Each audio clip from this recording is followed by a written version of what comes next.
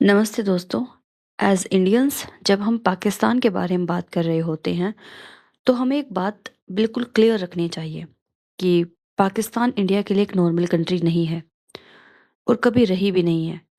ये रिवलरी सिर्फ border dispute या फिर आइडियोलॉजी का इशू नहीं है। ये एक long term national security challenge है जिसका इम्पैक्ट सिर्फ इंडिया तक लिमिटेड नहीं रहा बल्कि पूरी दुनिया पर पड़ता रहा है। इसीलिए जब हम पाकिस्तान के न्यूक्लियर वेपन्स पर बात करते हैं तो ये कोई एकेडमिक एक्सरसाइज नहीं होती, ये बात सर्वाइवल की होती है। ये बात डेटरेंस, टेररिज्म और रिस्पॉन्सिबिलिटी के डेंजरस कॉम्बिनेशन की होती है। और सबसे इम्पोर्टेंट बात कि ये बात हिस्ट्री के रिपीटेड पैटर्न्स की होती है जिसे इंडिया सबसे पहले समझ चुका था। इंटरनेशनल कम्युनिटी ने सालों तक पाकिस्तान को एक प्रॉब्लमैटिक बट नेसेसरी कंट्री के रूप में देखा है। कभी कोल्ड वॉर के दौरान, कभी वॉर और टेरर के नाम पे, और पाकिस्तान को रेपिटेडली बेनिफिट ऑफ डाउट दिया गया। लेकिन इंडिया के लिए ये कभी हिस्ट्री, कभी थ्योरी नहीं रही है। इंडिया ने पाकिस्तान का असली चेहरा ग्राउंड पे देखा है। कारगिल से लेकर पार्लियामेंट अटैक तक और 26/11 मुंबई से लेकर पुलवामा तक। और ये सब कुछ न्यूक्लियर बैकड्रॉप के अंदर हुआ है। इसीलिए जब दुनिया आज पाकिस्तान के न्यूक्लियर बिहेवियर पर कंसर्न दिखाती है तो इंडिया के लिए ये कोई न्यू डिस्कवरी नहीं है, ये बस डिलेड रियलाइजेशन है। न्यूक्लियर वेपन्स का सबसे बड़ा मिथ ये है कि बॉम्ब होने से स्टेबिलिटी आ जाती है। रियलिटी बिल्कुल डिफरेंट है। न्यूक्लियर वेपन्स स्टेबिलिटी तब लाते हैं जब उन्हें कंट्रोल करने वाले इंस्टीट्यूशन मैच्योर हो, अकाउंटेबल हो और पॉलिटिकल लीडरशिप के अंडर हो। इंडिया ने 1998 के बाद ये मैच्योरिटी रिपीटेडली डेमोन्स्ट्रेट की है। No first use doctrine, strong civilian command और स्ट्रेटेजिक रेस्ट्रेंट, ये सिर्फ पॉलिसी डॉक्यूमेंट्स नहीं है, ये इंडिया का बिहेवियर में दिखते हैं। पाकिस्तान के केस में प्रॉब्लम बॉम्ब का होना नहीं है, प्रॉब्लम है बॉम्ब के साथ माइंडसेट का होना। पाकिस्तान एक ऐसा कंट्री रहा है जहां सिविलियन गवर्नमेंट कभी वीक रही है, मिलिट्री ने फॉरेन पॉलिसी को डोमिनेट किया है और इंटेलिजेंस एजेंसीज ने तो प्रॉक्सी वॉरफेयर को स्टेट पॉलिसी का हिस्सा बना लिया है। और जब ऐसे स्टेट न्यूक्लियर वेपन्स के साथ ऑपरेट करता है तो रिस्क सिर्फ नेबर्स के लिए नहीं होता, वो ग्लोबल हो जाता है। इसीलिए जब व्लादिमीर पुतिन जैसे लीडर प्राइवेटली कहते हैं कि पाकिस्तान एक जुंटा विद न्यूक्लियर वेपन्स है तो ये कोई एग्जैगरेशन नहीं है। ये वो बात है जो इंडिया डिकेड्स से कह रहा है लेकिन जिसे रीजनल बायस कहकर इग्नोर किया गया। इंडिया का कंसर्न हमेशा ये रहा है कि पाकिस्तान ने न्यूक्लियर डिटरेंस को टेररिज्म के शील्ड के रूप में यूज किया है। ये दुनिया के लिए सबसे डेंजरस मॉडल है जहां एक state low intensity terror attacks कर सकता है और फिर न्यूक्लियर एस्केलेशन का डर दिखाकर अकाउंटेबिलिटी से बच सकता है। कारगिल इसका सबसे बड़ा एग्जाम्पल था। 26/11 उसका और ब्रूटल रिमाइंडर था।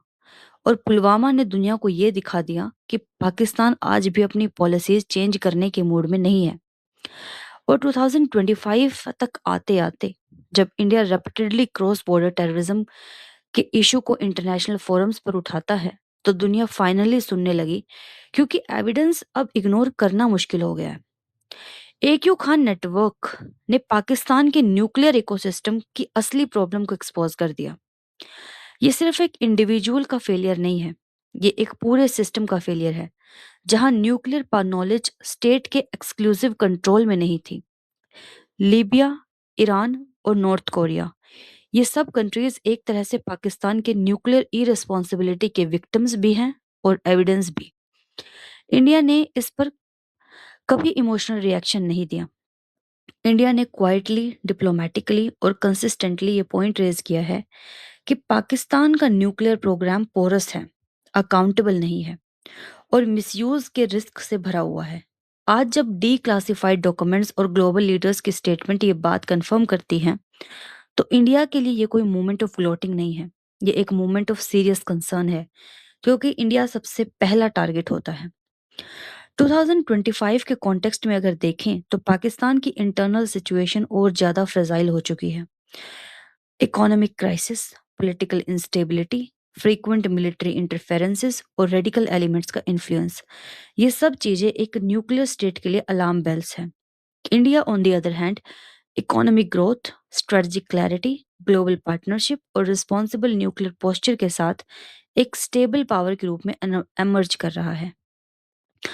इसीलिए रशिया हो, फ्रांस हो या फिर क्वाड कंट्रीज हो, इंडिया के साथ ट्रस्ट डीपन होता जा रहा है, जबकि पाकिस्तान के साथ एंगेजमेंट सिर्फ लिमिटेड और ट्रांजैक्शनल रह गई है।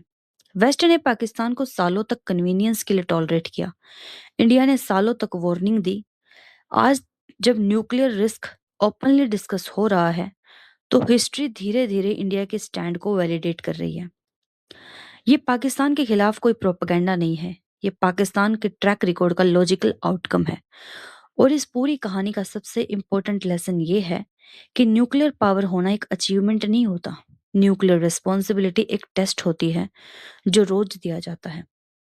इंडिया ने ये टेस्ट पास किया है, पाकिस्तान ने रेपिटेडली फेल किया है। ये बात इमोशन से नहीं, फैक्ट से प्रूव होती है। इंडिया न्यूक्लियर पावर है, लेकिन इंडिया कभी न्यूक्लियर थ्रेट नहीं बना। पाकिस्तान न्यूक्लियर पावर है और वही दुनिया की सबसे बड़ी एंजाइटी है। ये डिफरेंस स्लोगन्स का नहीं, बिहेवियर का है, और जियोपॉलिटिक्स में बिहेवियर ही हिस्ट्री लिखता है।